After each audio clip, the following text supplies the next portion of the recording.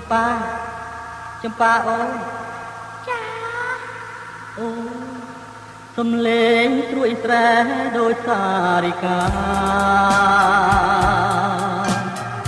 ផ្លែផ្លាន់ចម្ប៉ាតែនត្រអូកក្រៃអូនណាយលាក់ខ្លួនគួននៅធ្វើអ្វីចេញមកចរណៃមកសាកងគ្នា